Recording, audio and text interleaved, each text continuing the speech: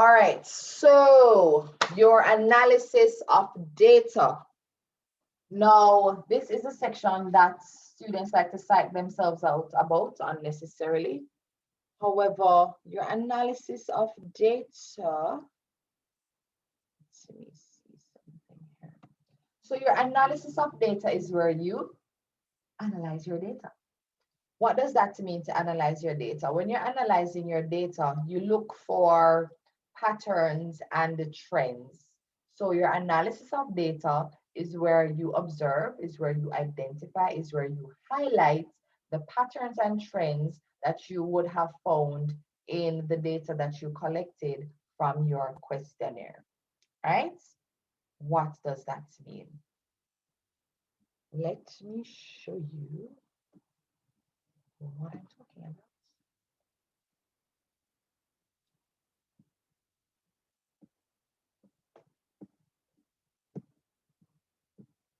All right, so your analysis of data, and I'll show you a little trick with your analysis of data. You can literally go into your presentation of data, copy and paste all of these responses into your analysis of data, right? But then you're going to have to go further. After you have all of your data compiled, you may even have to revisit your questionnaires and look through the responses. But what you do with your analysis to identify a pattern, you'll have to go to your questionnaires and look what responses are connected with, for example, a particular sex or a particular age group.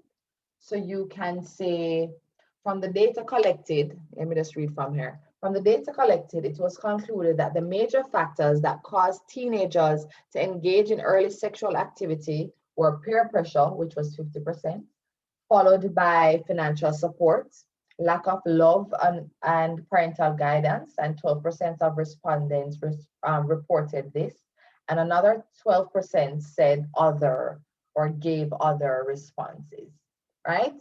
We're not looking at grammar, we're looking at content, right? So that is what it looks like. So you have all of your data, and now it's going to become information, because you know that information is structured data. So now it's becoming information. So you have 12% of respondents said this, and then you start using this to pretty much analyze. So you're going to say, all right, well, it can be concluded that this is why teenagers engage in early sexual activity. And how aware, from the data collected, the teenagers indicated that they were aware of contraceptives. And this is seen by 50% of the respondents saying that they were aware of condoms, 10% used monthly birth control, 15% used morning after pills, and the 25% didn't use any of these methods, right? The advice that 50% of the teenagers would give to other teenagers. And remember, these are questions that you would have asked in your questionnaire, and now you're putting all of them together. You can even go through your questionnaires and say, this was the response that was popular among females. This was the response that was most popular among males. These were the responses that were popular among the age range of 11 to 15. And this is what members of or people who belong to the older age ranges, say you had a 30 and over, this response is the response most popular for that group of respondents who belong to that age range, right? So your analysis of data, you're looking for patterns and trends. How many people said this to this response? How many people, how many of this group said this thing? What were the percentages for the response to this answer? That is where you're analyzing your data, right? Your interpretation of data now is where you find you find the sources that support your findings. So now you can give me your figures, as is the case here. So the figures for teenage pregnancy in the community and Jamaica overall are startling. Now you're interpreting the data. Try not to use too many instances of emotive language. So stay away from things like, oh, it is appalling, oh, it's disgusting.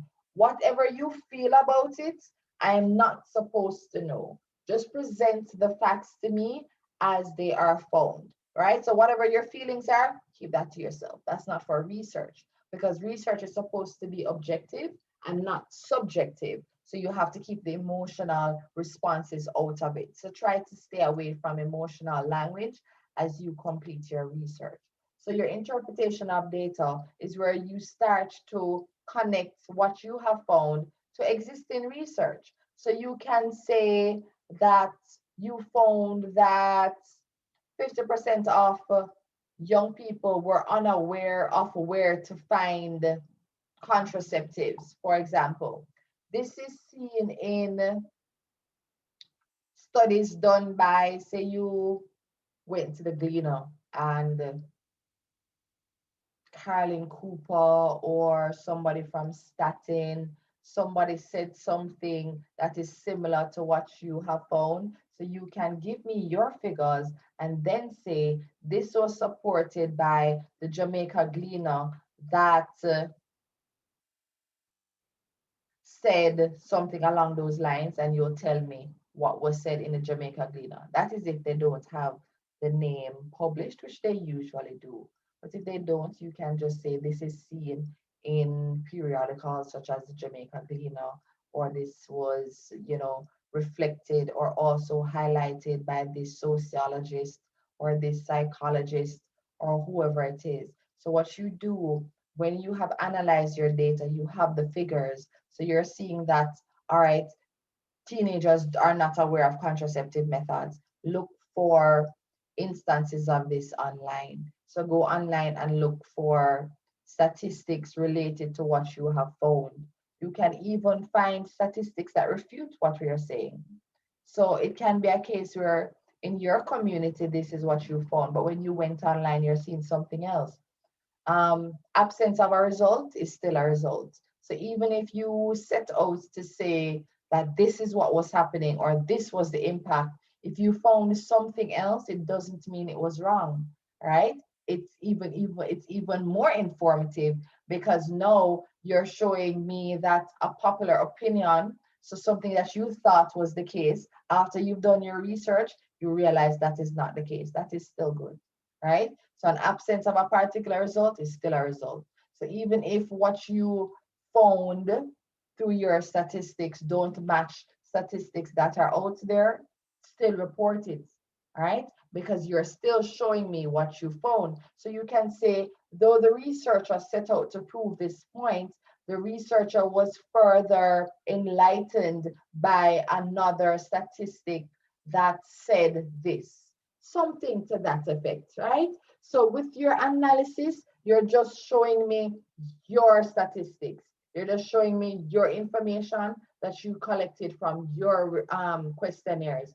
While your interpretation of data, you merge what you found with the existing research, right? So your statistics with information that you would have found online, right? And you can use sources like Google Scholar, right?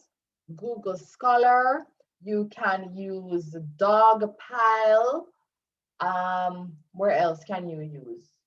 You can use RefSeek.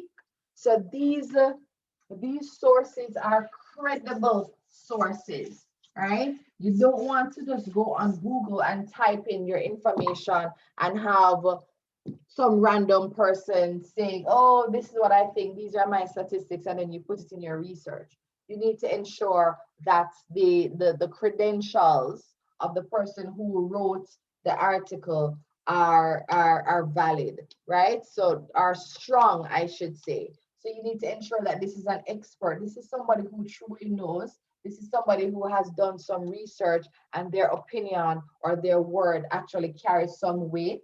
so you can rely on it and connect it with yours. You don't want somebody who thinks they know something and have done no research. You don't want to include that information into your research. And this is why we don't recommend using Wikipedia in scholarly research. Not because Wikipedia is a blog. However, anybody can edit a Wikipedia document. And even though Wikipedia does do its uh, its proofing, so they ensure that the information is valid. However, it takes time to do that. So it can be a case where a document is there or information is there, and an amateur or a troublemaker goes in and edits that information, and you log in right after them before Wikipedia has taken the time to vet that information and ensure that it is accurate. So you would have been using or referencing information that is pretty much inaccurate, right, in your research, and then you lose credibility because you're using sources that are not verified. So that is why we don't use Wikipedia in research, in formal research, because the information can be edited. You can use it as a starting point to just get an understanding on or an idea of a particular topic. It can be used for that purpose, but try not to rely on that, and don't cite it in your sources, in your bibliography, for example. Don't cite it there, because you're going to lose points for that, right? Because it's not a credible source. So you can use sources like Dogpile. So you have Dogpile, you have Google Scholar,